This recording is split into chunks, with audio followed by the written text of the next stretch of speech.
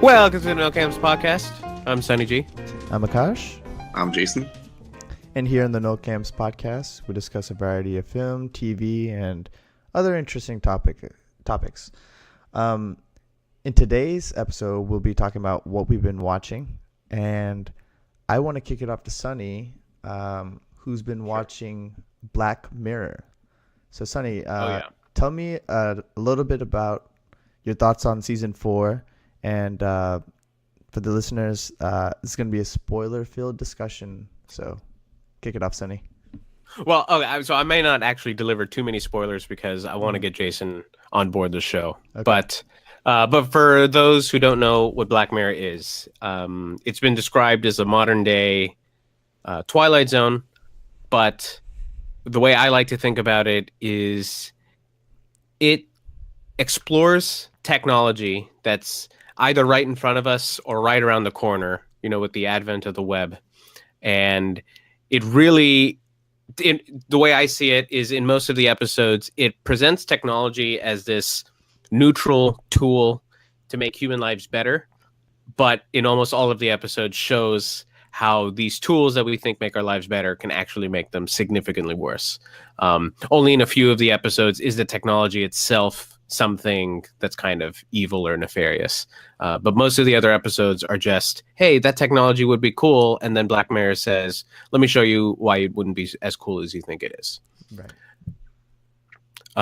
And I guess even the first episode of the show, the one involving the prime minister, doesn't even involve technology so much as just showing something fucked up. Exactly. But in general, the show is it's really great. Yeah. With regards to season 4, I thought it was a great addition to the rest of the lore. It definitely explored the idea of the cookie, the technology that they introduced in earlier episodes, which is this little chip you attach to your temple, and it kind of transports you into this VR world. Mm-hmm.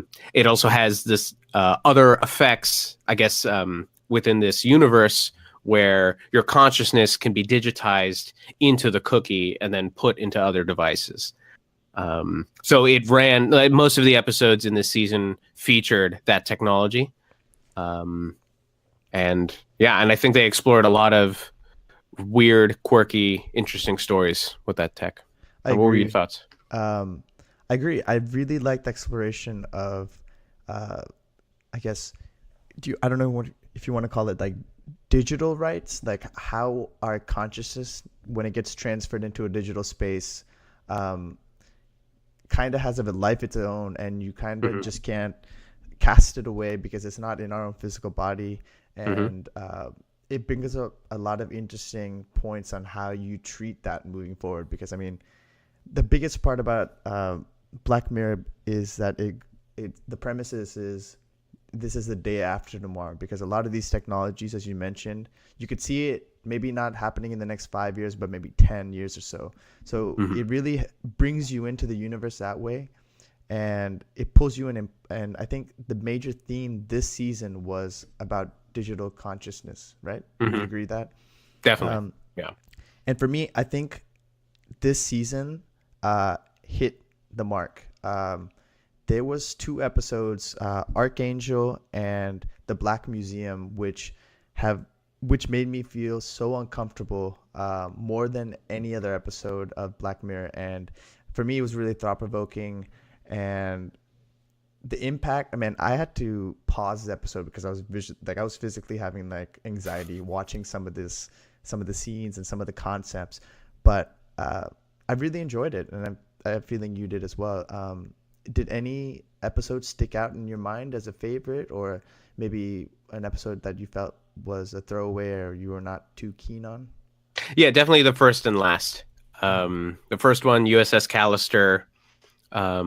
The general plot is you get to see a Star Trek-like universe unfold, but not everything in this universe is immediately what it seems.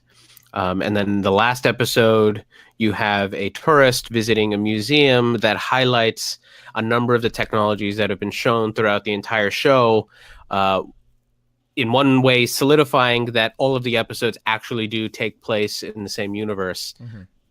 and yet the episode itself carries its own narrative and introduces its own set of conflicts and implications of the technologies involved.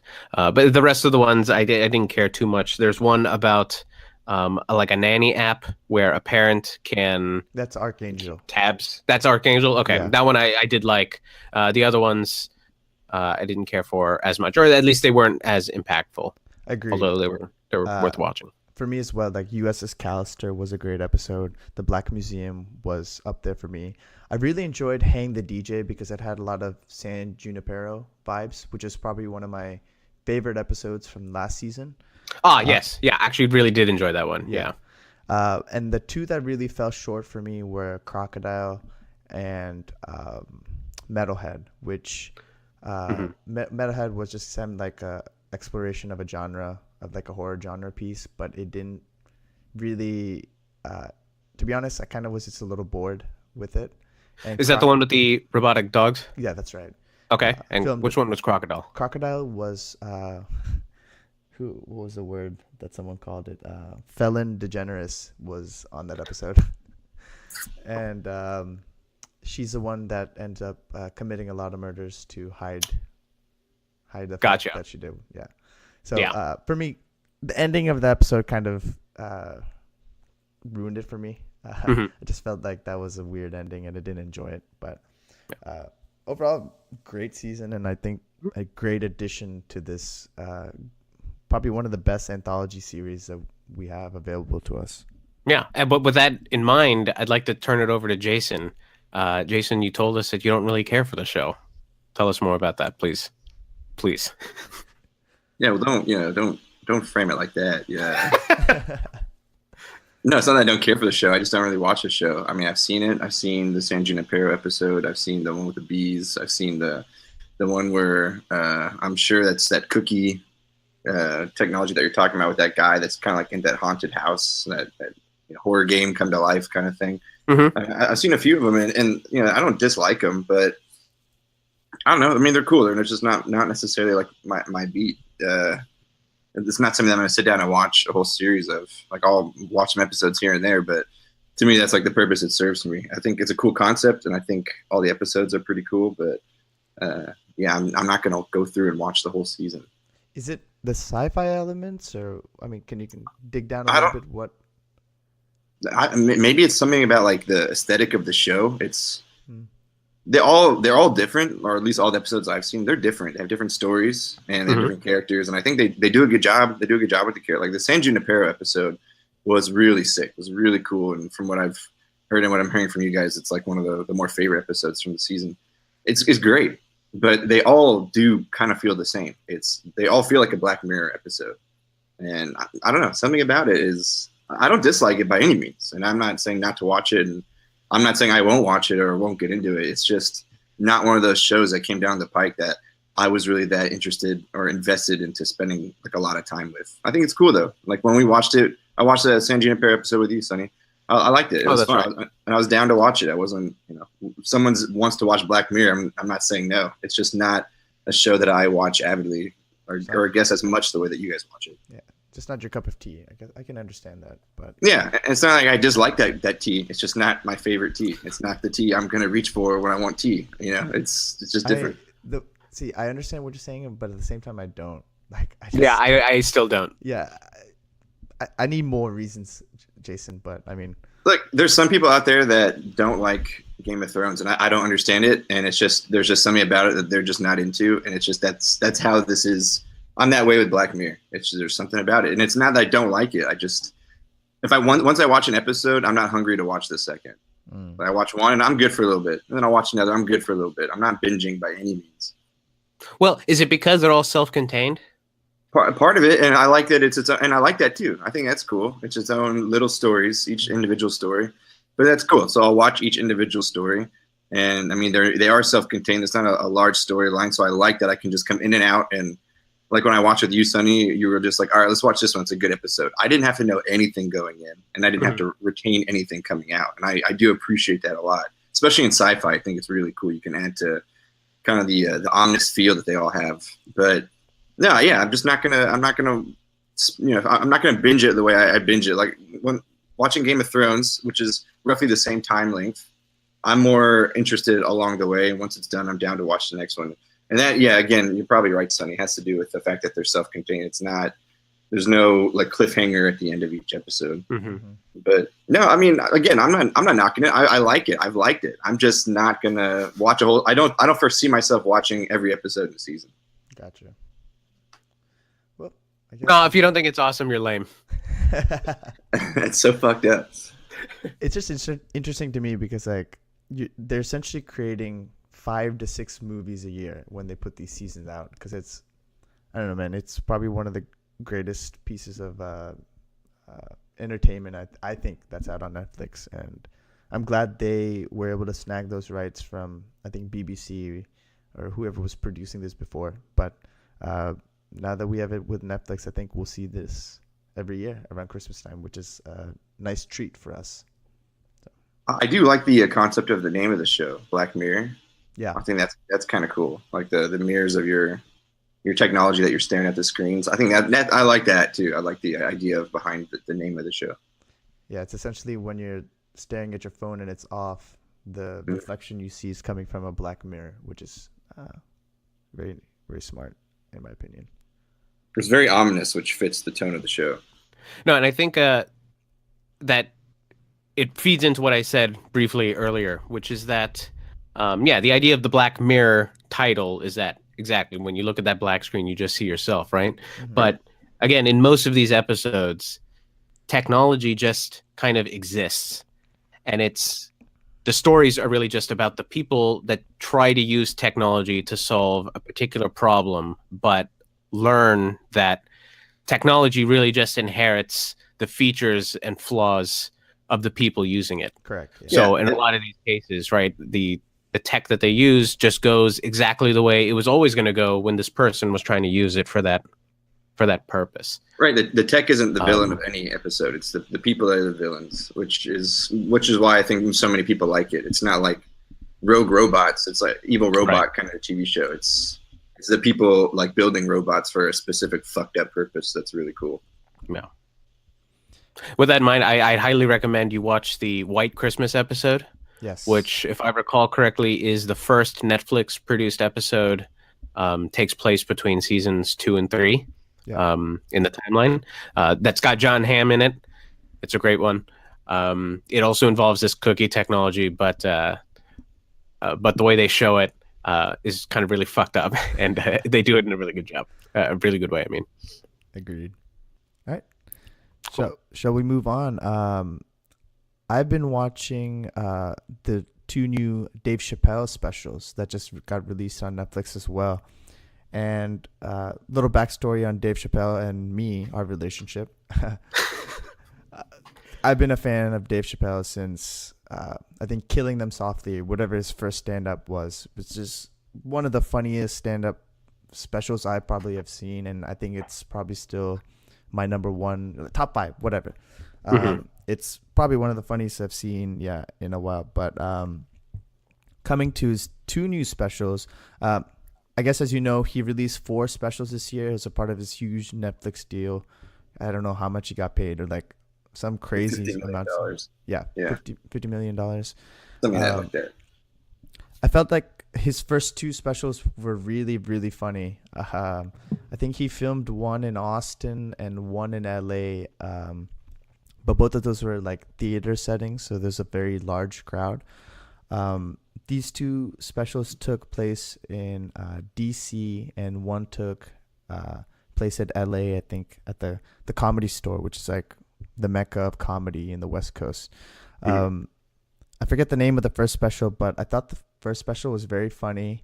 It was really well thought out. It was like essentially classic Chapelle. I did feel he got a little preachy, but I think that's his prerogative. He has such a huge platform, and I think he shouldn't shy away by talking about some political and social issues that bother him. So I, credit him for doing that. I know he's getting a lot of flack for his thoughts on the transgender issue and all that stuff, but I mean, for me, comedy is a different platform, and I think if you start criticizing comedians and putting boundaries on what they can talk about, you're limiting an art form.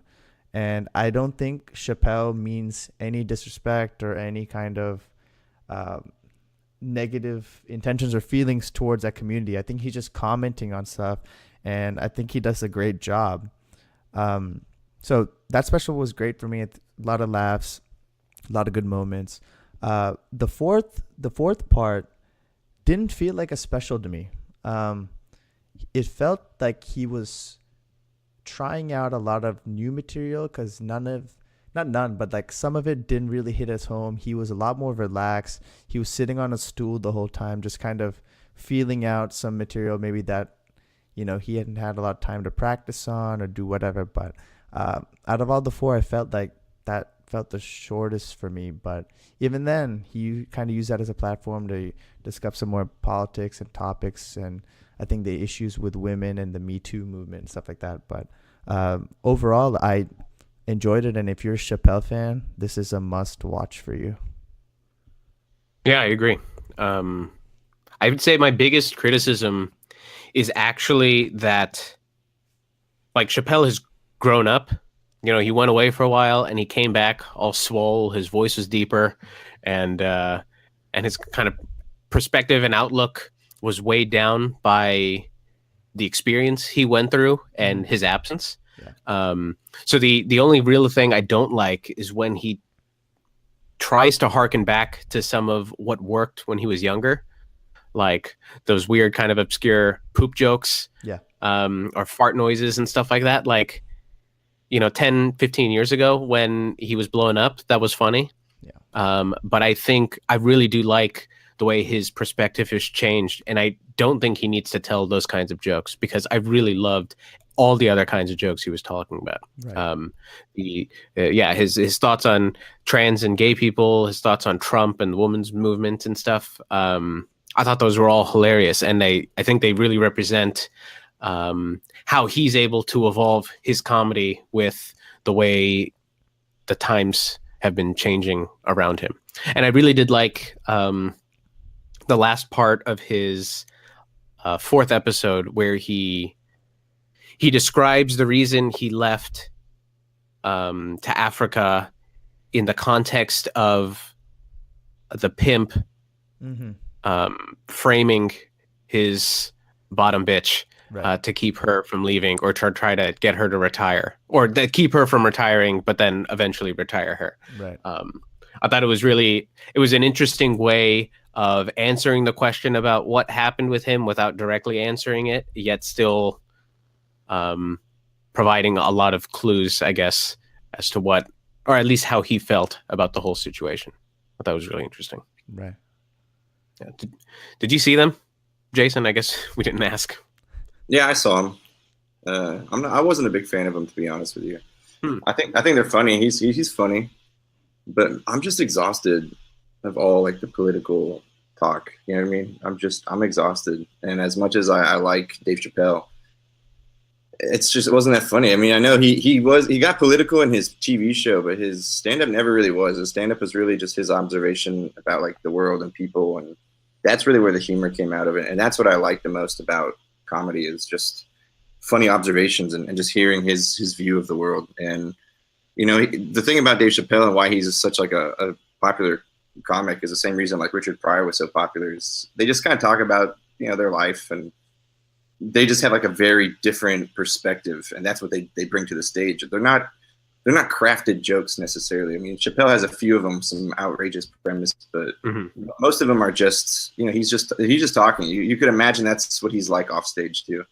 And so when he brings like his offstage character on stage, and more he's become more political, and especially after everything that happened with Comedy Central and him going to Africa and like the huge impact that had on him.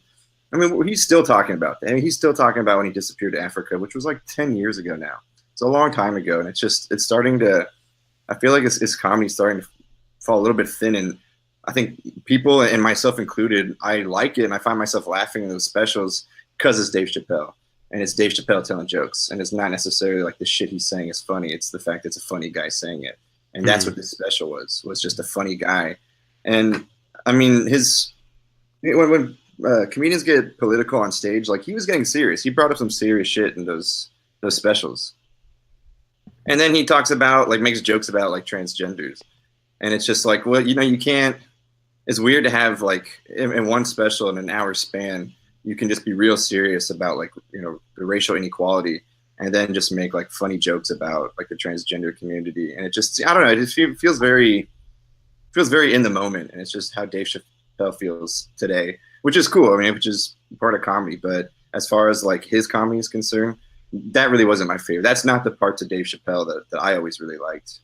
But I mean, I can see why other people like it, and Trump jokes and shit are still funny, and they're still going on. But I'm just tired of them. So, yeah, I mean, I can see why people like it, and he's making a ton of money on Netflix. I mean, it's funny. He still brings up like turning down $50 million, but then he turned around and got $50 million from Netflix for doing 4 stand-up specials versus $50 million for doing like 3 or 4 more Dave Chappelle seasons. So he came out really well in this deal, and like the amount of material he's been able to just soak up in the last 10 years since his disappearance, quote unquote, has just he's really cashed in well. So I mean, good for him, man. And I hope he keeps putting out more specials, honestly. But these just weren't my favorite.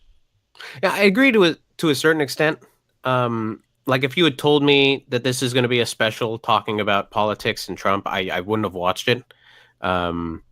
Just because, like you, I'm just tired of hearing people rag on him. Like, we get it, he's a shit president, right? But you almost hear the same jokes over and over and over again. But after watching this, like, I doubled down on the Dave Chappelle train, because I feel like of all the people talking about him, he's maybe the only comedian saying something about Trump you haven't heard before, or saying it from a perspective that is just not like the surface level crap that you can say about him. Oh, he's got fake hair, or he's got an orange tan, or something like that, right? It's like he talks about them seriously, but on a much deeper level, and from I wouldn't say centrist perspective, but more of a like outsider's perspective, where he feels like he doesn't have a stake in the game. You almost get the impression that liberal who always votes D on the ballots, Yeah. that he's just kind of making fun of the whole situation as opposed to the individual. Agree. Which is something I don't hear enough about, like in comedy or like SNL or anywhere in general. Right.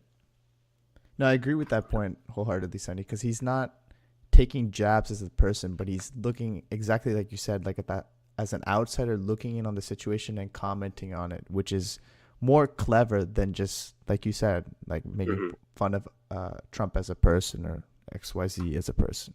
So, and it's a hell of a lot harder. And if this latest special has shown anything, it's that his perspective and his ability to critique us and critique himself, but again, not as an individual, just as a part of a larger system, that hasn't worn out at all. Like, he's still sharp as a tack when it comes to that stuff. Yeah. And that was, for me, awesome to see. He feels angrier to me.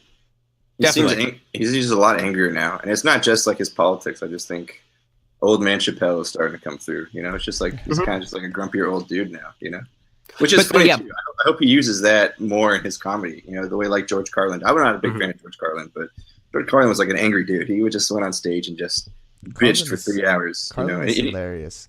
And I think Chappelle also realizes the power and the platform that he has, and instead of taking a back seat, I think he's using it as a platform to really flesh out some ideas that normal people aren't thinking about, to take a different perspective and not be so tribal about the way they look at things. And I have to do this thing this way because I'm a Democrat. I have to do something this way because I'm Republican. I think he's really fleshing out the gray that a lot of Americans don't think about, man. Like, a lot of average people just are black and white, which is unfortunate. But I think he really highlights some of the gray areas and make you think about it. And if he can get an average millennial or a teenager to do that, more power to him. I think it helps discussion in this country. And I think that's something he really highlighted in his specials. Like, I might not agree with you, but I'm going to still talk to you and we're going to work through this as Americans. You know what I mean? And I really think that point hit home very well.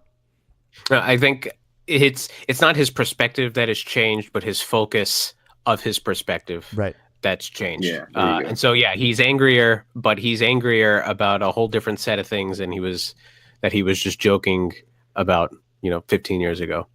But I'd rather hear the story about the homeless guy jerking off on the public bus. Like that, I'd rather hear that. You know what I mean? That, to be honest, I'd rather hear that. Like, I don't want to come out of a comedy special and have to really think about like the socio-political situation today. I want to come out and think, God, that was hilarious. He almost got cum on his face. That was fucking hilarious. Like those are the laughs that I want to have. Like, I just don't want to. I don't want to have any more like introspection about where we are. Like, I'm so sick of it. No, that's understandable. Yeah. All right. So, Jason, you've been telling us you've been watching season 3 of Rick and Morty. Do you want to tell us a little bit about that? Yeah. What do you guys think of the show? Do you guys like? You guys are fans of Rick and Morty, right? I love Rick and Morty. It gets better every time I watch it. Yep. Yeah, it's amazing how they have just tapped into this thing that everybody likes. Everybody likes Rick and Morty. At least our age and younger, we all love Rick and Morty. And there's so many like instantly memes and so many like icons and stuff all over the internet about Rick and Morty. And I'm just waiting for them to like start falling off, but they're fucking not. They're producing gold, and what I loved about this season and what I love about the show is I love that the show is actually linear. There's actually a storyline. There's an arc of every season, which is really cool because you don't really get that in cartoon shows very much. So that there is like a base storyline and the characters develop. So going into the season 3, there was this huge gap, and they were very aware that like there was an avid fan base waiting for season 3 to come out. They were very aware that it got postponed and people were waiting. And like right off the bat, they just instantly mess with you. Like right off the bat, like they leave you and Rick is going to prison. And then right when they come back, they're just like, yep, and that was my time, and that's how I escaped out of prison. And you're just like, wait, what the fuck? They're just gonna. And what's funny is Rick and Morty would do that. You'd be like, oh shit, they're just not gonna address what happened. And then you find out like, no, they dive really deep, and it's like a way more creative and cool story. I mean, the storylines that they find for each of these episodes is unreal. I mean, it's like Black Mirror level, like sci-fi crazy. It's just outlandish that they can only really pull off doing being animated. But I love that the characters have progressed. I love that Morty right away, like right when they go to the council, Morty immediately is like, I'm Morty C-137. Like he's in, he's tapped in. He knows what's going on. Yeah. And, they rely a lot on Morty and his experience with Rick throughout the show. And I don't know. I absolutely love it. Every single episode I thought was really, really unique and amazing.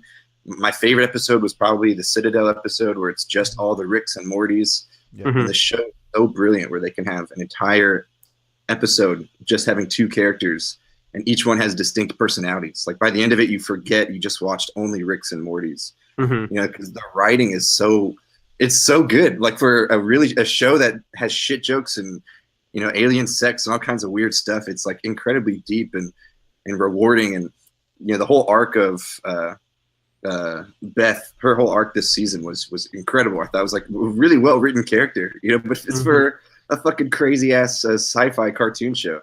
So I absolutely loved it. So I kind of want to hear if you guys watched it, what your thoughts and what you thought compared, because I think that was the strongest season so far. There's this meme that like you have to have a high IQ to appreciate Rick and Morty, which is fucking dumb. But but every time I watch it, I catch something new, and I come away with a significantly increased appreciation for the level of care they put into writing stories, into drawing on common, to a certain degree, played out tropes from TV and film, and how they just keep pushing the bar for what you thought the entirety of sci-fi could be made fun of. They just somehow find something else to bring into it, to destroy and to make their own. Like, for example, one of the weird moments, maybe one of my favorite moments, is the episode where I think it was the Citadel episode. They have Simple Rick. They show you a Rick who's like with his family, and they milk him and put it into the wafers, right. And then they grab the guy who just got out of that whole hellhole, and then put him up That's in his the story. machine, right? Yeah. And they extract his juice for the way. That was his backstory. Yeah. Little moments like that, the fact that the way they were making fun of the commercial, and the that old deep Southern voice they got for the simple Ricks, destroy the grand illusion with simple Ricks. And it's moments like that like I'm lost for words describing how awesome that is and how enjoyable it is to watch. What I love about that moment in particular, Sonny, because I just watched that episode earlier or yesterday. Like even when they introduce that guy, even when they introduce the original Simple Rick, what they're getting the memories from, it's like in a parallel universe, 6 degrees off the linear curve, there's a Rick. And it's just like, even that little like introduction, you're like, what the fuck? I mean, like the amount of care that they put into making every like little moment like authentic and on brand is incredible. Yeah, that's such a great episode.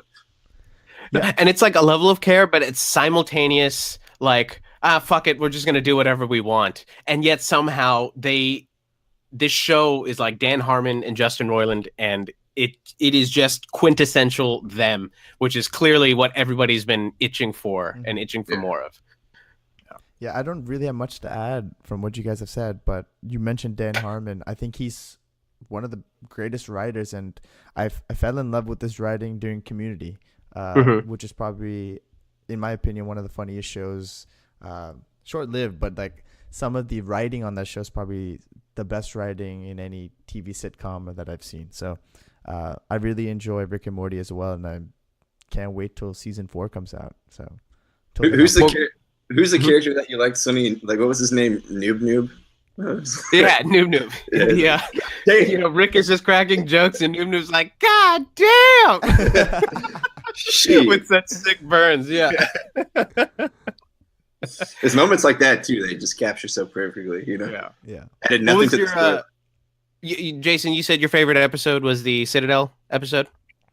Yeah, but there's a lot of them, honestly. I mean, every episode, like, it's hard to remember like specific themes from each episode, but they were all like really, really. I just thought the Citadel episode was great. I really loved Morty's brain. What were they called? Morty's brain. Whatever. When they go back to the memories episode. Yeah. And I love that they just like point blank stare at the camera and they're like, oh, we're doing this instead of interdimensional television. Right. Which is like, everybody wanted to see interdimensional cable, but like, and again, just like the amount of storyboarding that must have happened to find each one of those little moments, and just, so I really like that episode. Oh, each of those memories are fucking hilarious too. Yeah. Like the one where Morty gets a Marine vet killed on accident because he thinks he saw him on the moon. That guy. It reminded me a lot of that game, that arcade that they went to, that interdimensional arcade, and you get into that game. I forget what it was called. It was like Roy. Yeah, and you live a whole life as Roy. It's just like moments like that, and it makes you want to be in that world for some. Like every time I watch it, I'm like, that's like if you could transport to like a sci-fi universe, that's the one I want to live in. Just wacky characters. In a weird way, the show is almost like the anti-Black Mirror, showing you all the cool tech and all the sweet, fun ass shit you can do with it. Did you guys like the Pickle Rick episode? That's probably one of the highlights. Oh yeah, for me too. I thought I don't think I like it as much as the internet does, but I really did find it entertaining. Yeah. I would say this season my favorite episode was the one where Beth and what's the dad's name? Why do I forget this? Oh god, I just know Chris Parnell. Yeah, Chris Parnell. Oh man, Jerry, thank you. Beth and Jerry, they go to like a interstellar marriage counseling place. Oh god, that's such a great episode. Yeah, and how they like extract. They show you in a cartoon what it seems like marriage counselors actually try to do, right? Which is extract your opinions of the other person, reconcile them, and then get you to grow as a result of it. But the way they do it in the show, I just felt like I don't want to just jump on the hype bandwagon, but I really felt it was genius. Like it's just a great way to show how people perceive their own relationships with each other, but in a much more visual, visceral way. Yeah. Well, dude, like the season finale, or the last 2 episodes in this last season, when Rick gives Beth the option I can make a clone. She can stay here, do everything. No one would know a difference, and you can run off and have the life of your dreams. And then you find out that, you remember, she starts freaking out. Maybe I'm a clone. Yeah. And that whole season finale, she's freaking out that she's a clone. And then she is like content with being a clone and living this life. And then you find out that, no, it was actually her the whole time. Like, there's a lot of like deep moments. Oh yeah, definitely. That story. Yeah. Like, it's like really heartfelt. Yeah. Which is really weird. Like, you're not supposed to like, get hit in the feels with Rick and Morty. It's just supposed to be a crazy, like a cartoon inner space. Show. It's very deep.